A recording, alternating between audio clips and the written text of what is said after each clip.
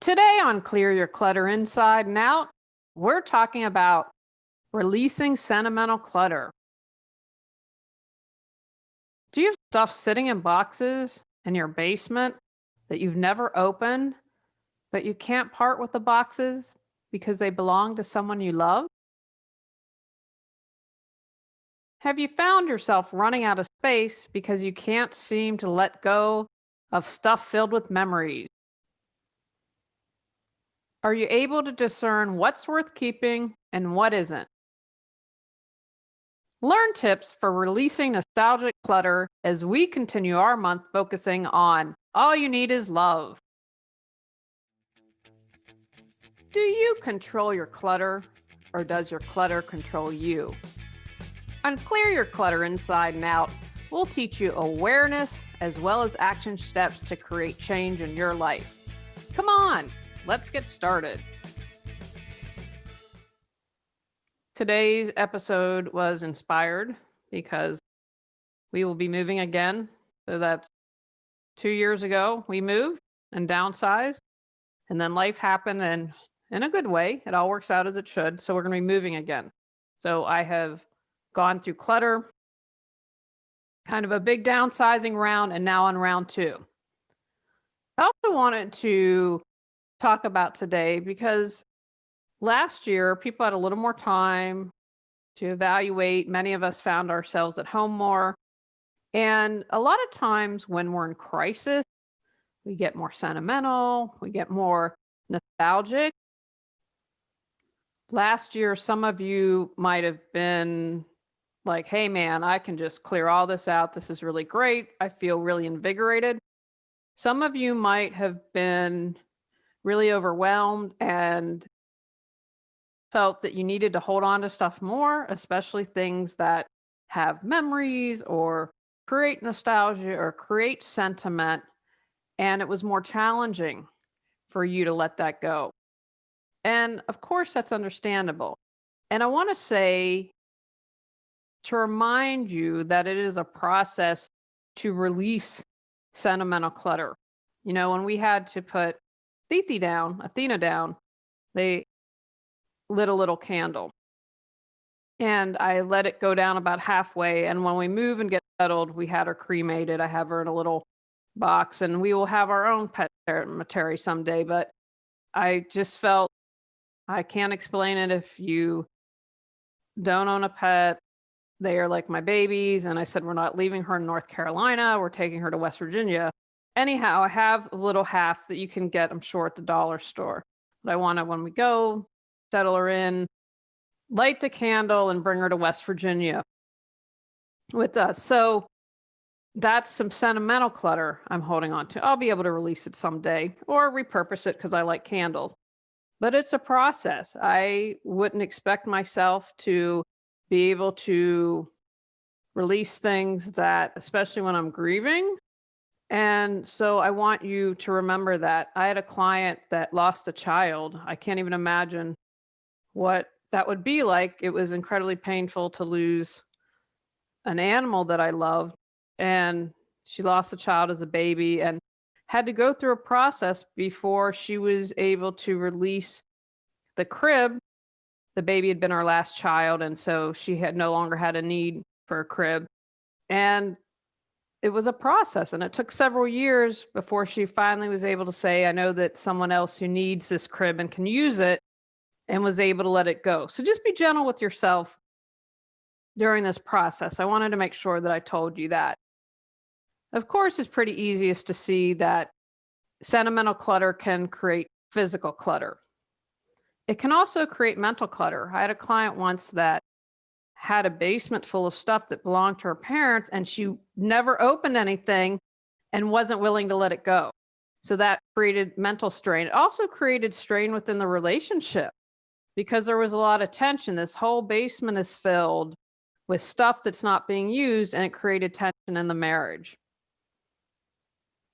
Sentimental clutter can also create emotional clutter because it really keeps you in the past. And for some people, that doesn't allow them to move forward.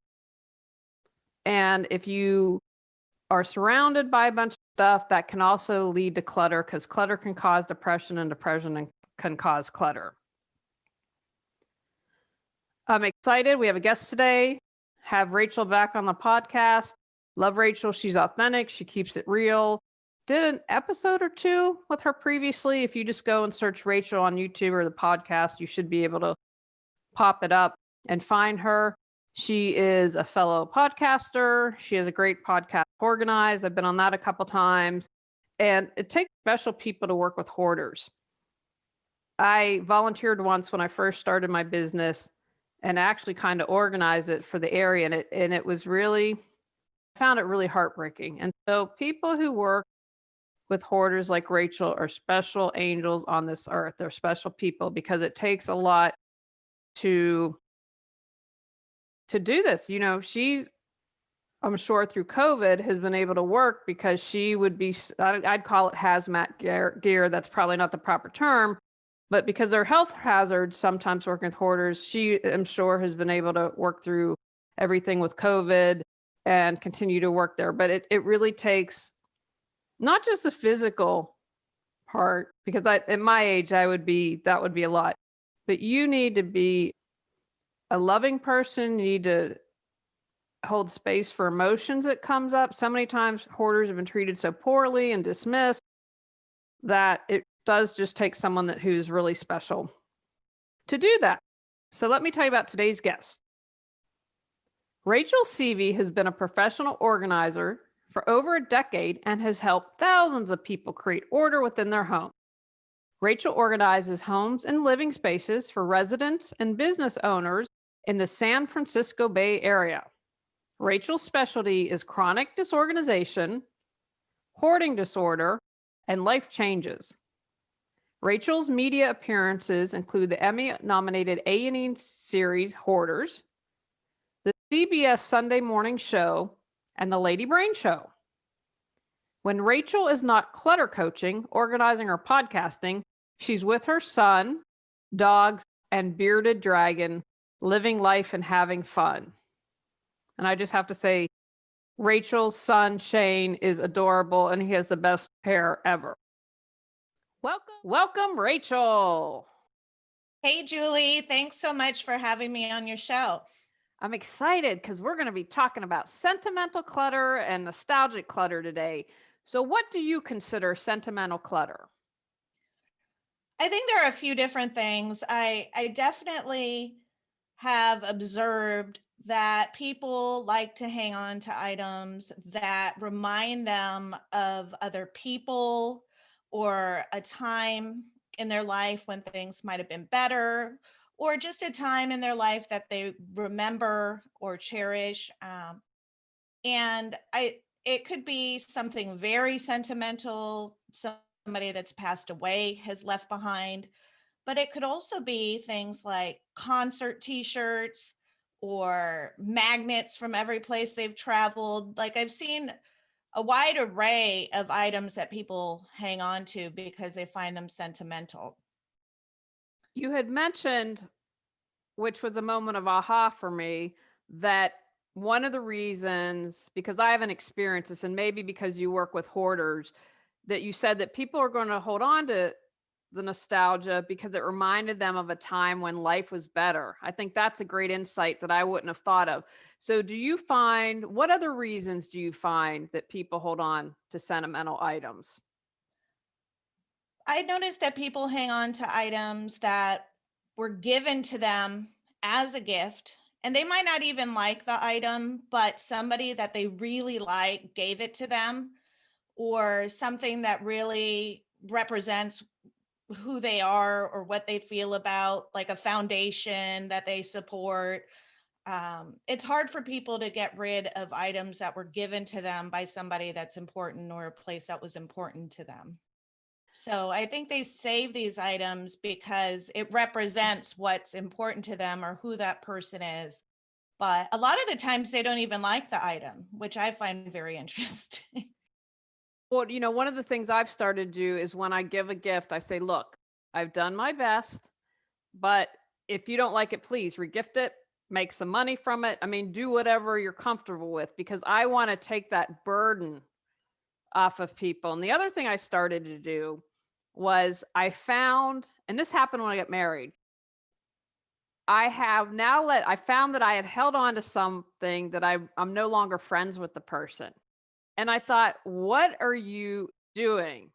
And so I like to recycle everything or I like to give it away. And in this, because this gift was made for us for our wedding and it could only be used for me and Tony. I'm like, I just have to pitch it because the mental exhaustion of seeing that in the home outweighed my desire to recycle everything. And so have you found that maybe people have been in my position and hold on to something with someone they don't like?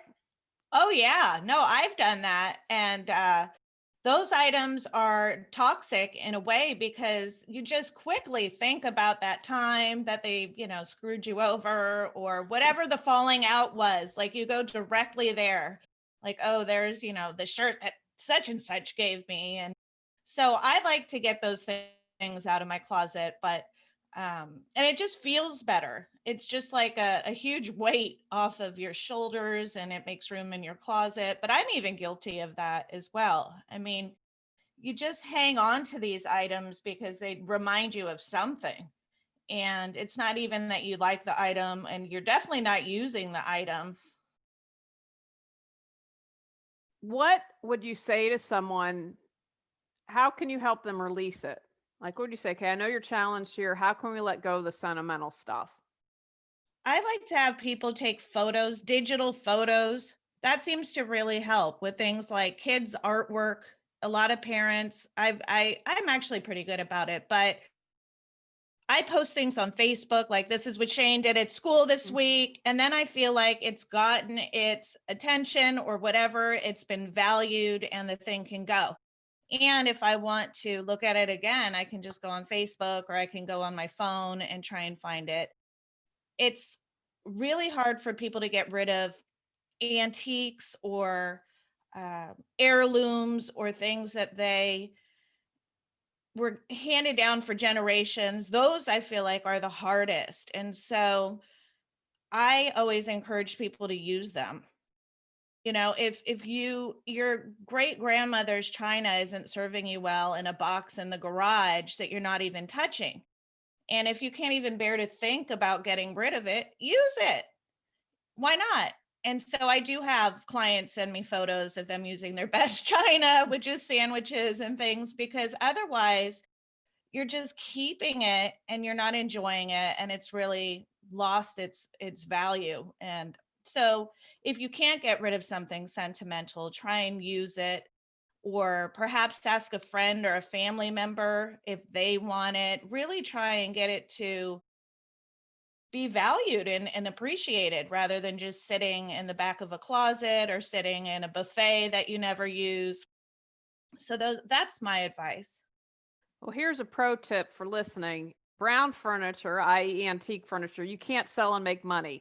So when we downsized last year, I had someone, it was worth it. They took, I think, 40%, but they hauled it off. And he was like, we made a couple $100. So I had to put it in perspective. He said, yeah, if you would have sold a decade ago, you would have made 10,000. So sadly, I was off by a decade. But when I first moved here, I bought a house. I was excited, moved here from California. I'm like, woo, I can afford a house. Life is good. And I had a house and no furniture. So this guy was getting married and his wife's like, get rid of the antique stuff from your mom. So the old house had, a formal living room, which thank God we don't have now because I don't need that. And anyway, so I got it and I paid for all the whole set and another chair I got paid $800. So I looked at it like, well, you rented it for 12 years, so at least you made a couple $100. But what they told me, they said, kids these days aren't buying the antiques. So I'm so thrilled that you said use the china. One thing that I'd like you to talk about, how can you help people? And I think you have a lot of experience with this working with hoarders. How do you separate the wheat from the chaff? How do you discern what can be helped? And the example I'll use is I have my grandmother's furniture from when she was a kid, but it's in our guest bedroom. So those are the bed. It's used whenever someone comes over and stays the night. We have used it. Now I also held on to for years. It wasn't china. This is what makes it even worse. My grandmother probably got a free set of dishes working probably opened a bank account in the 50s, right? And gave her and I remember they were daisies because when we would go over the house, we'd use these, but they sat in our basement and were gray. And my dad and my aunts were really great. They wanted everyone to have everything. And I was living in LA and they shipped everything out. But these were gray and yucky and gross. Now I'm using the bedroom furniture and everything. And so I finally had this aha moment. It was actually because I saw Peter Walsh speak before he became famous. And he was like, your grandmother's not in your dishes. And he would say you have the memory in your head. And I would also say you have the memory in your heart. So long-winded point, I was able to let go of the dishes that had no use and were gross and donated them. But someone who didn't have anything could probably clean them up and do something with them, and kept the furniture that I use. So what's your advice for people who are struggling with that? Oh, I love that story. That's great. And I think a lot of people feel the same way. They don't know what is something that they could use or something that they couldn't use. So I definitely would go with your gut feeling right away. Will I be using this item? Will I be appreciating this item? And it sounds like you saw it right away and you were like, not really my thing. So a lot of the times our intuition will give us this nudge, but then we're feeling, guilty, or like you said with the Peter Walsh thing. I mean, you're like associating in your gut that these plates are your grandmother, and you really have to say, hey, this isn't my grandmother. I'm not throwing or giving my grandmother away. And it sounds kind of silly, but really you have to say, am I being realistic here? And so I think going with your intuition, if you have a strong, feeling towards an item. But if you have one question I ask my clients a lot, and I've worked with people here in California in the fires, if a fire hit right now, what would you grab? And usually it's things like, I'd make sure my family is safe, and, important documents and things like that, pets for sure. But it's never, my grandmother's gray dishes from the back of the box. And so, just think, if you only had, a few minutes to grab things that were really important to you, what would they be? And is this on that list? So that's always a kind of a fun way to think about it.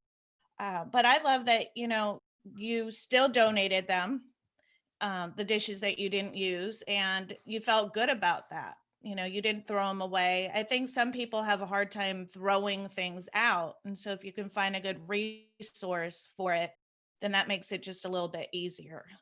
Yeah, I'm challenged. I try to be as green as much as possible. And I can appreciate it when other people do. But that was a huge aha moment for me. I'm like, no, my grandmother isn't in the dishes. And does the thought of clearing your clutter overwhelm you? Clear Your Clutter Inside and Out has 21 standalone chapters to fit your schedule and lifestyle. Stop being afraid, gain clarity, and go at your own pace. The Clear Your Clutter Inside and Out workbook lets you record your thoughts step by step as you go through the book. Free MP3 meditation with purchase. Get control of your clutter so your clutter doesn't control you.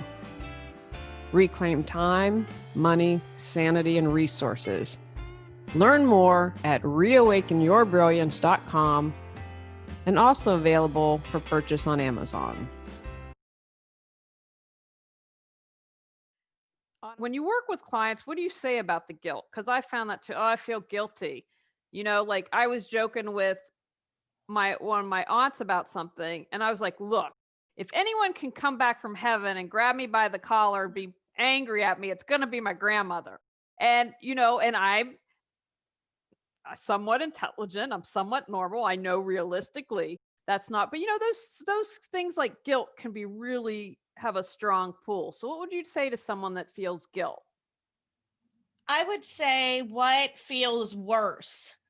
Not having the space to live in and to find things easily, not being able to have people over. The people that I work with, I usually have a lot of stuff. So it's what's more important?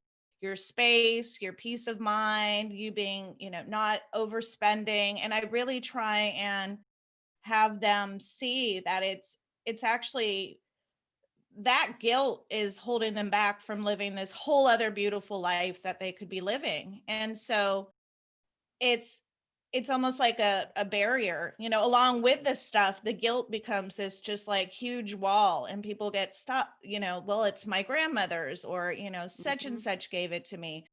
And it's, you just really have to say, what's more important here, this stuff, and a lot of times that person isn't even around any longer. They're not going to be mad at you. Realistically, nobody's going to know. Nobody cares. They're managing their own lives and their own stuff. No one's going to, but you've kind of created this thing inside of you, and it's a great way to not let go of stuff. But it's also, you really have to recognize it, it's holding you back. And so I just tell people it gets easier as you let go of things, and you start to kind of chuckle like, well, does this person really care if I got, would they even know? And so yeah, you want to investigate all of the feelings and really take it to like, in the future, would I ever even use this item? A lot of the times, no. And I love also your example of the fires. I mean, what a great thing to say. Mhm. If you had a fire, stop and think about that, because unfortunately, that's been reality for people. And I'm with you. I'd grab the pets, my husband, and our wedding album. Those are the three things off the top of my head that I would want to.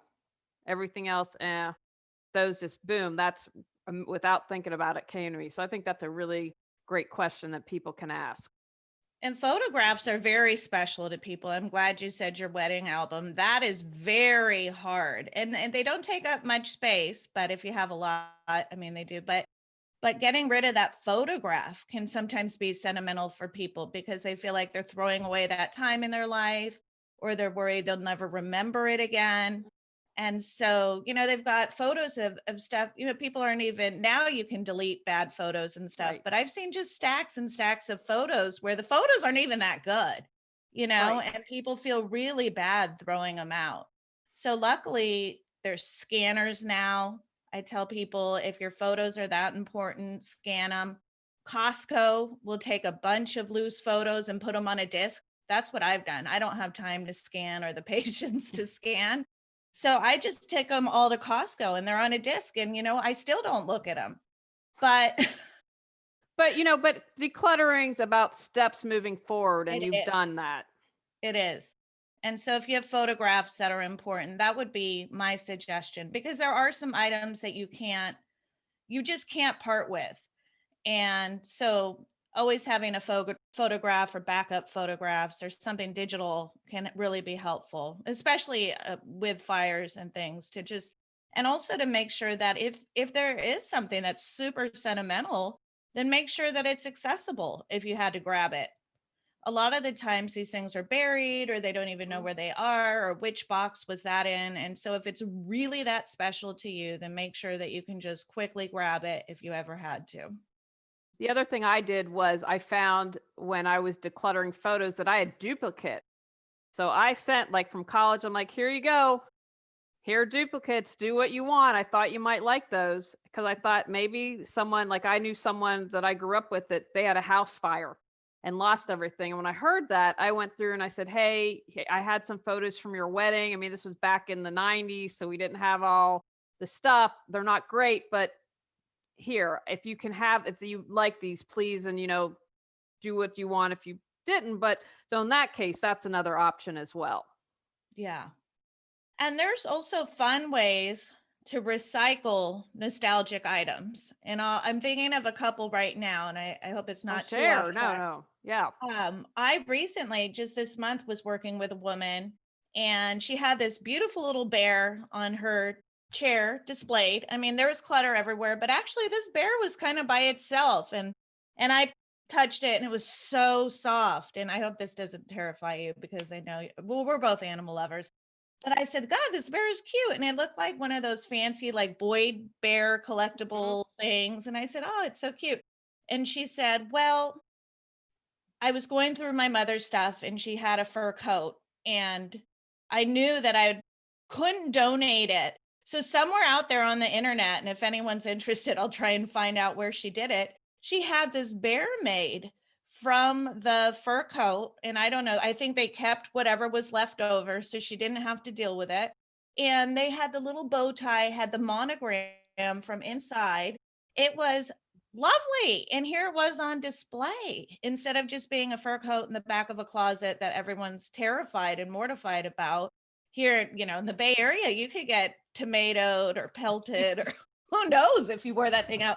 But here was this, and they did a lovely job. So somewhere out there in the world, someone will take a fur coat and turn it into a bear.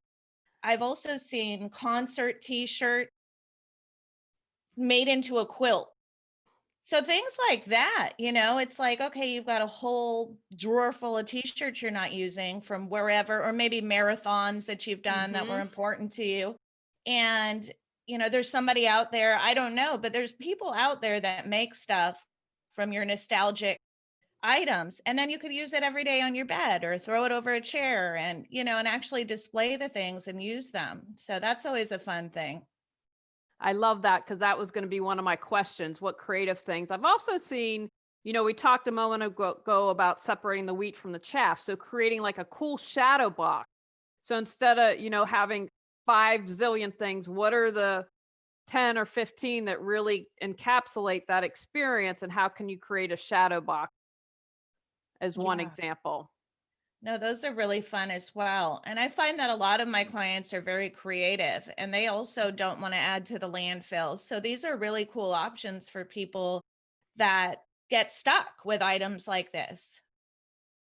And one point that I learned for you, I want to share, and I don't know when you told me this, but I didn't realize in California, you get dinged, you get charged money, right, for the landfill. And so when you dump a bunch of stuff that's maybe junk to a charity that they can't use, that costs them money. Now, if I'm wrong, correct me.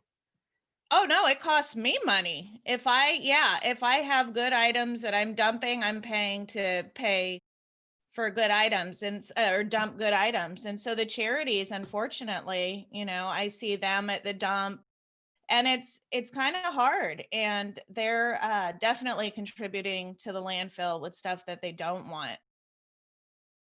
The one thing I wanted to say is I think we have to acknowledge that we're human beings. And so sometimes our thought processes are very unique. And to someone else, they might sound crazy. Like I was thinking this morning. So all my sentimental stuff fits in one box. I have done a lot of purging and I purge that stuff every couple years. But then I was laughing as I was thinking about this interview.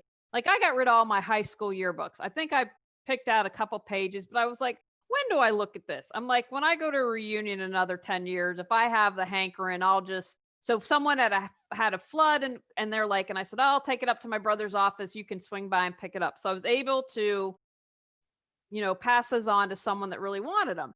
Then I was laughing because I kept my junior high books. Now they're much smaller, but I was like, oh, I'm probably because my ego, because I'm in my junior high yearbooks a lot more. But then as I was thinking about this interview, I'm like, I hated junior high. Junior high sucked. So why am I holding on to these? And I will figure that out in another couple years. But it's just, I think what I'm trying to get at is I want to acknowledge that we have interesting thought processes. And so to honor that, as long as, if I had 20 boxes of junior high memorabilia, then okay, you need to take some time and work on that. But all my stuff literally is in one box. So thoughts on that, just acknowledging that we're interesting people. Yeah, no, all of my stuff is literally in one box as well. And I do go through it every couple of years. But I have things that I even personally save that really make no sense, and I was thinking that to myself. I'm like, gosh, should I expose myself like that?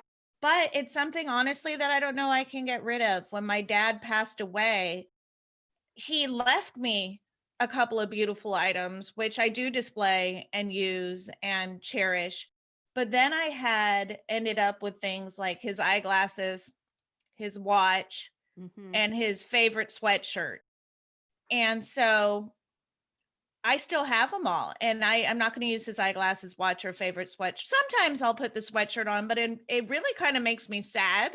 And so I don't wear the sweatshirt. And so that's kind of interesting. I mean, I think all of us, and And I know that if I were to get rid of them, I wouldn't be getting rid of him, but it feels like that even for me, even for somebody that's constantly working on this with other people and working on themselves. I'm like, this is kind of funny because I was thinking like, what do I have that's super sentimental that I would never get rid of? I still have my very first teddy bear. I know that really surprises people, and I'm not sure why. So But that's okay. Like, I think the whole point yeah. of it is it's not preventing you from living your life. And you also bring up something about your father. Like, I had a client that lost a child. I would never be like, you have to get rid of that stuff. And that's a process. The example I use is it took her years to get rid of the crib. This was her last child, so she wasn't going to have any more kids. And I was like, that's okay. Like, don't beat yourself up about it. And you might never be able to let it go. Now, the crib she was able to eventually let go after a period of years because she saw that another baby, a child in need, could get use out of it. But that was a years long process. So I just want to remind people, don't push yourself. I mean, honor your quirks and be okay with that. It's not worth it. It's like you said, it would upset you more to get rid of your dad's eyeglasses than not. And so that's really important to honor yourself and your feelings. Oh yeah. And I tell myself that too. Like, I honor it. They're going to be with me until I can, maybe one day I'll say, "Oh, this is so silly. Why am I doing this?" And it's interesting that you mention a client that lost a child because, I don't know if, I'm sure someone listening has felt like that as well. And I worked with a lady, obviously more on the extreme end, who had 5 storage units of their only child that passed away's Oh.